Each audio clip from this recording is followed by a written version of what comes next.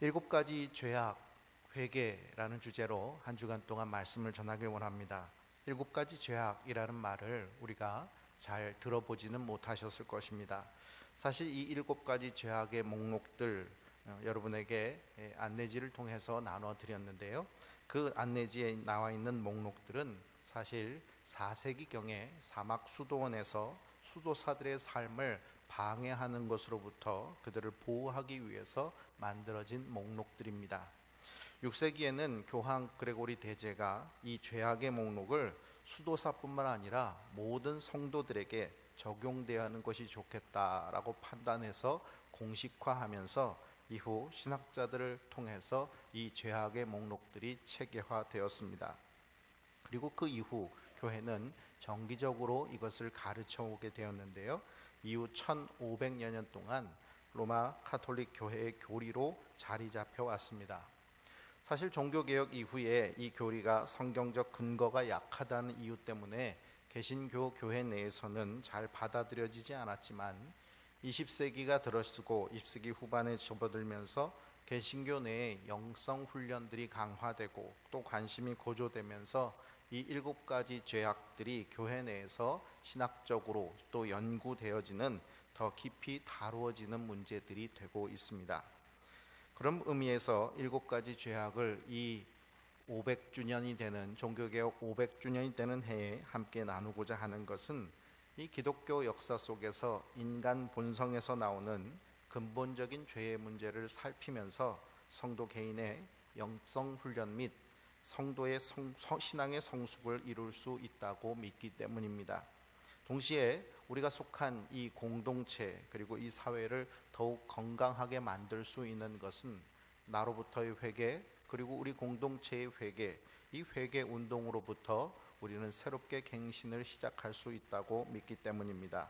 한 주간 동안 이 죄악의 목록들을 하나하나 곱씹어 보시면서 우리가 회개하는 귀한 시간이 되어서 우리가 예수 그리스도의 부활에 동참할 때는 죄로부터 분리된 사람, 죄 가운데 더 이상 반응하지 않는 죄에 대해서는 완전히 죽은 자요, 의에 대해서 살아난 부활체로 사는 저와 여러분이 되시기를 바랍니다. 오늘 말씀에서 예수님께서는 자기를 의롭다고 믿고 다른 사람을 멸시하는 자들을 위해서 비유의 말씀으로 말씀하십니다. 자기를 의롭다고 믿는다, 그리고 다른 사람을 멸시한다, 이것은 교만한 사람들이 가지고 있는 2가지 삶의 특징의 모습입니다. 그런 의미에서 첫 번째 교만은 자기를 의롭다고 믿는 자기 기만입니다. 중세 신학자 토마스 아퀴나스는 교만을 본래의 자신보다 더 자기를 높은 데 놓는 것이라고 정의를 하고 있습니다. 한번 이 정의를 다시 한번 곱씹어 볼까요? 본래의 자신보다 더 자기를 높은 데 놓는 것. 우리말로 하면 쉽게 말하면 분수를 모르는 게 교만한 것이다 라고 말할 수 있을 것입니다. 오늘 말씀은 바리새인과 세리의 기도를 대비하고 있습니다. 먼저 바리새인은 어떻게 기도할지를 잘 아는 사람이었습니다. 기도에 익숙하고 기도에 유창한 사람, 바로 이 사람이 바리새인이었던 것입니다. 그는 기도의 대상이 누구인지를 분명히 알았기에 하나님이여 라고 하나님께 기도하고 있습니다. 그리고 그 하나님 앞에 감사할 줄도 아는 신앙의 사람입니다. 그런데 문제는 이렇게 하나님 앞에 기도하고 신앙으로 기도하는데도 그 기도의 내용에 문제가 있다는 사실입니다. 우리 오늘 본문 11절 말씀 같이 묵독하겠습니다. 바리새인은 서서 따로 기도하여 이르되 하나님이여 나는 다른 사람들 곧 토색, 불의, 간음을 하는 자들과 같지 아니하고 이 세리와도 같지 아니함을 감사하나이다. 아멘. 바리새인은 분명한 감사의 조건을 가지고 있습니다. 그런데 그 감사의 조건을 하나님 안에서 그리고 하나님과 자기 사이에서 그 관계의 조건 속에서 찾지 않는다는 것입니다. 다른 사람들의 죄악의 모습들을 하나하나 짚어보면서 그 죄악의 모습과 비교하여서 자신이 비교 우위에 있다는 것을 감사하고 있는 것입니다. 자신이 다른 사람들보다 의롭게 살아간다 하는 것을 감사하고 있는 것입니다. 그러나 예수님께서는 그의 의로움을 인정하지 않으셨습니다. 왜 그럴까요? 바리새인의 의로움의 기준은 무엇입니까? 바로 다른 사람입니다. 토색한 자, 불의한 자, 간음한 자, 세리, 바로 그 기준점이 되는 사람들 명록입니다. 바리새인은 그들과 비교해서 자신이 의로운 사람이라고 생각했고, 그래서 자신의 의로움을 감사하고 있는 것입니다. 그렇다면 여러분, 토색한 자, 불의한 자, 간음한 자, 세리가 아니라 그가 비교하는 비교의 대상이 정직한 자, 의를 행하는 자, 순결한 자라고 생각한다면 어떻게 될까요? 어쩌면 그들만 못한 사람, 어쩌면 그들과 비슷한 사람, 아니면 조금 나은 정도의 사람일 것입니다. 이렇게 바리새인의 의는 비교하는 기준점을 어디에다 두느냐에 따라서 달라지는 것입니다. 결국 죄인들에게 비교하면 자기가 좀 나은 의로운 사람이 되는 것이지만, 의인들에 비교하면 자기는 그보다 못한 사람, 죄인의 모습으로 보여질 수도 있는 것입니다. 만일 세리와 비교하였다면 자기는 의로운 사람일 수 있겠지만, 그러나 의인과 비교하여서 자기의 모습을 바라볼 수 있었다면 그는 이렇게 하나님 앞에 다른 사람들보다 내가 의롭다는 것에 대해서 감사할 수 없었을 것입니다. 반면 세리는 그 기준점이 하나님으로부터 시작됩니다. 하나님의 의의 기준 앞에서 한없이 부족한 자기 자신을 바라보고 있습니다. 그의 기도에는 자신을 드러내는 내가 이래봬도 라고 하는 점이 하나도 없습니다. 하나님이여 불쌍히 여기소서, 나는 죄인이로소이다 고백하는 고백만이 그의 기도의 전부입니다. 수평적인 구조 속에서 다른 사람들과 비교하는 상대적인 의는 내가 생각하는 강점, 그리고 다른 사람들이 바라보는 약점이 혼돈해 있습니다. 나는 나의 강점을 바라보면서 의롭다고 생각하고, 나는 나의 장점을 생각하면서 내가 그래도 괜찮다라고 생각했는데, 다른 사람들은 나의 약점을 바라보면서 불의하다라고 말하고 있는 현실인 것입니다. 그러나 거룩하신 하나님 앞에서 그 강점이든 약점이든 그 모든 것을 바라본들, 그 하나님 앞에서는 모두 50보 100보에 불과합니다. 내가 다른 사람들보다 의롭다, 다른 사람들보다 내가 의롭지 못하다라고 말하는 이 기준들, 사람 안에서 생각하는 이 기준들은 하나님 보시기에 50보 100보에 불과하다는 것입니다. 하나님은 절대 변함이 없으신 의의 기준이 되십니다. 세리는 이 사실을 깨닫고 감히 하늘을 바라보지 못하고 다만 하나님께 자신을 불쌍히 여겨주십시오라고 기도만 하고 있는 것입니다. 우리는 모두 하나님 앞에 불쌍히 여김을 받아야 하는 죄인이라는 사실을 잊지 마시기 바랍니다. 바로 여기서 하나님과 우리 사이의 관계가 시작되어지는 것입니다. 믿음은 어디에서부터 시작되는 것일까요? 바로 하나님과의 만남 속에서 시작되어지는 것입니다.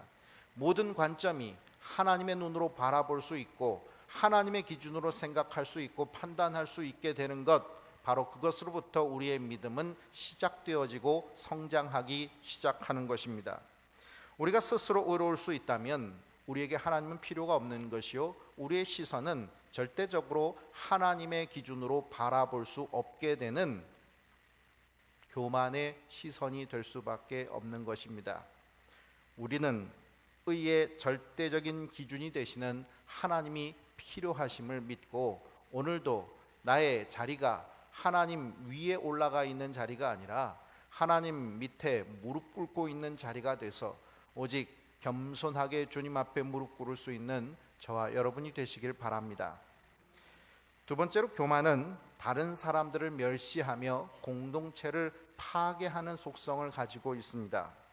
11절 말씀을 다시 한번 살펴보면 바리새인은 기도합니다. 그런데 그 기도는 누구와 같지 아니하며 누구와 같지 아니함을 감사하나이다 라고, 다른 사람들과 같지 않음을 감사한다라고 감사기도 하고 있습니다.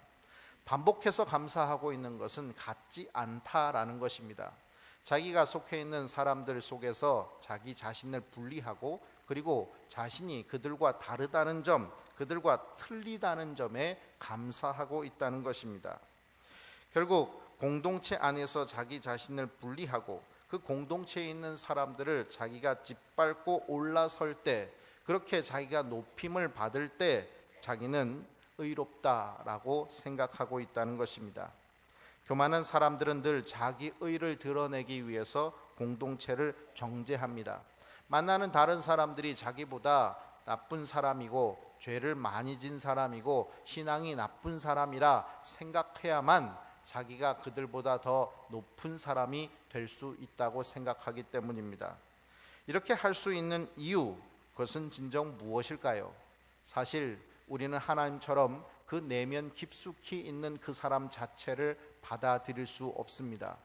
결국 이 사람과 같지 않습니다 라고 말할 때는 그 사람의 내면 깊숙한 곳을 바라보며 그 사람이 어떤 사람인지 그 사람의 존재 자체를 보는 것이 아니라 그저 표면적으로 보여지는 것만을 바라보고 이야기하는 것입니다. 결국 바리새인의 기도는 표면적인 외형만을 바라보면서 평가하고 있는 것이지 우리 주님께서 보시는 것처럼 존재 자체를 보시는 것이 아닙니다. 사무엘이 다윗의 형들을 바라볼 때 그들이 왕이 될 것이다 라고 생각하고 있는 그 마음에 하나님은 외모를 취하지 않으시고 중심을 보신다라고 말씀하신 것과 같은 이치입니다. 바리새인은 그저 세리와 죄인들, 그들이 갖고 있는 외형적인 모습만을 바라보았습니다. 그러나 하나님께서는 그 존재 자체를 바라봐 주시는 것입니다. 바리새인은 일주일에 2번씩 금식을 했습니다. 소득의 11조를 드린다고 자신의 선행을 공개하면서 또 자긍심을 추켜 세웠습니다. 이것은 예나 지금이나 특별히 물질이 중심이 되는 자본주의를 사는 우리들에게는 생활의 규범으로서 끊임없이 실천하기 어려운 상황들입니다. 무시할 수 있는 것이 아닙니다. 이 바리새인의 행위는 그 자체로 칭찬받아 마땅한 것입니다. 그러나 그 행위의 중심이 어디에 있는가 하는 것을 우리는 보아야 합니다. 영어 성경에서 바리새인이 따로 서서 기도하는 모습을 자기 자신에 대해서 기도하였다라고 말하고 있습니다. 결국 그의 기도의 모습부터 그는 분리가 되어 있고 그리고 자기 자신을 위해서만 기도하고 있는 모습입니다. 여러분, 이 기도하는 바리새인의 모습이 어떠할까 한번 상상해 보십시오. 그의 기도의 내용만 들어보면 우리는 그가 어떻게 기도하는지를 상상해 볼 수 있습니다. 그의 시선은 어디를 향하고 있었을까요?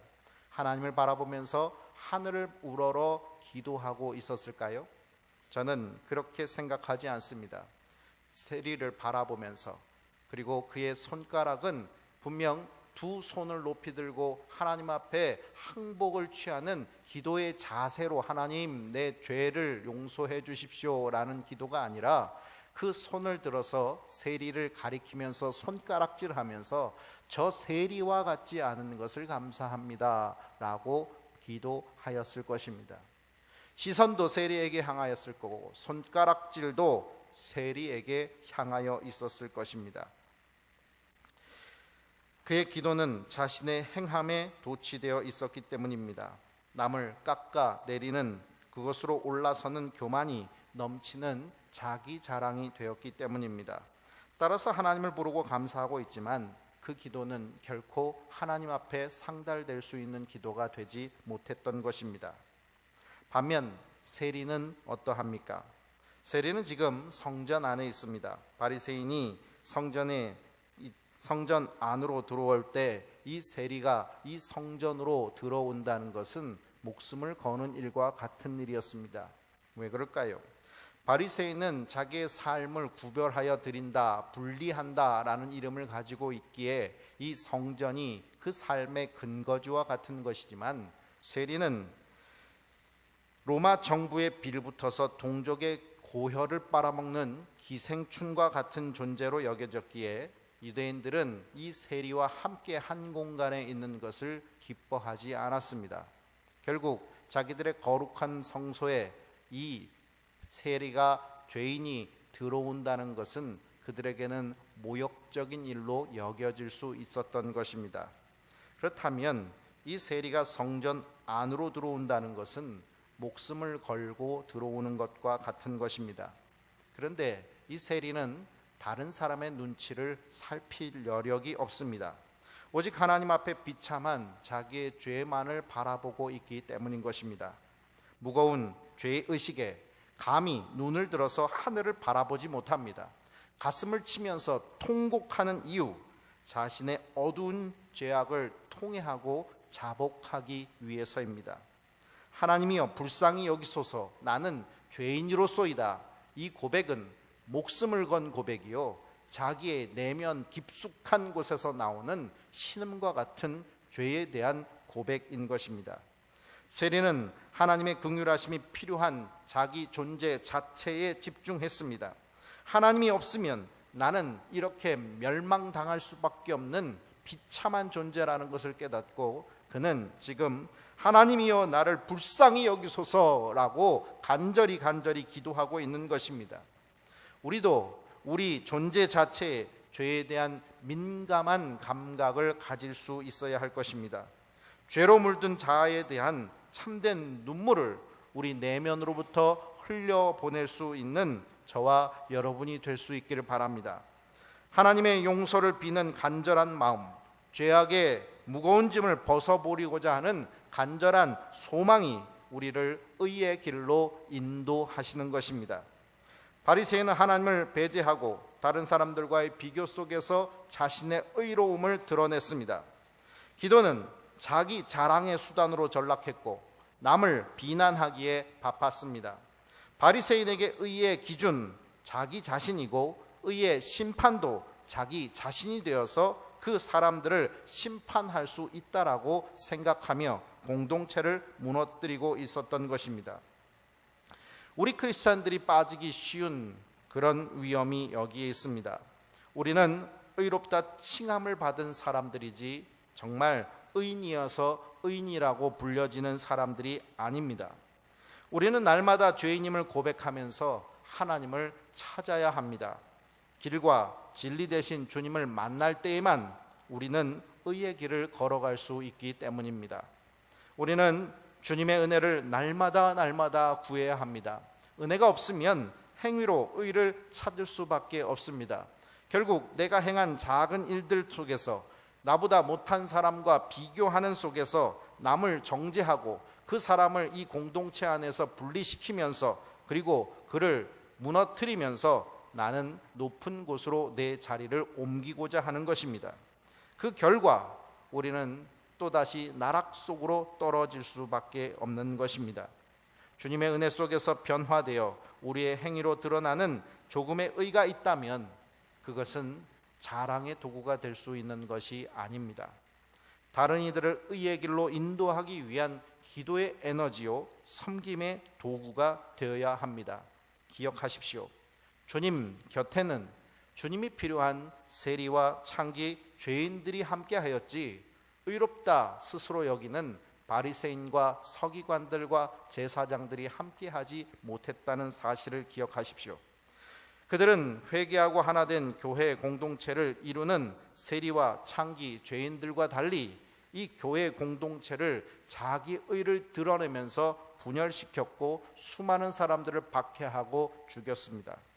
그 결과 자기 의를 드러내는 사람들이 함께 모여있는 공동체 안에는 수많은 문제들이 일어났습니다. 교회는 자기를 비참하게 여기는 사람들이 주님을 만나는 곳이 되어야 될 줄 믿습니다. 의로운 사람들이 자기와 비교하여 불의하다 여겨지는 것을 비난하고 쫓아내는 곳이 될 수 없습니다. 자기 의를 드러내기 위해서 남을 헐뜯고 비난하는 곳이 아닙니다. 교회는 오직 서로의 부족함을 세워지기 위해 기도하는 곳입니다. 의의 통로가 되어서 하나님의 의로우심을 선포하는 곳이 되어야 될 줄 믿습니다.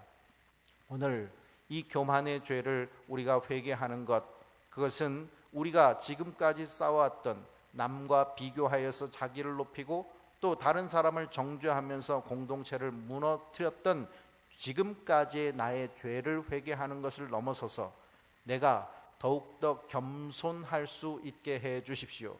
그래서 이 교만을 이기고 더욱더 주님 바라시는 겸손의 자리에 서서 겸손하게 하나님께서 나를 섬겨주셨듯 이 교회를 또 이 사회와 공동체를 섬길 수 있는 하나님의 사람 되게 하여 주시옵소서. 간구하며 나가는 저와 여러분이 될 수 있기를 바랍니다.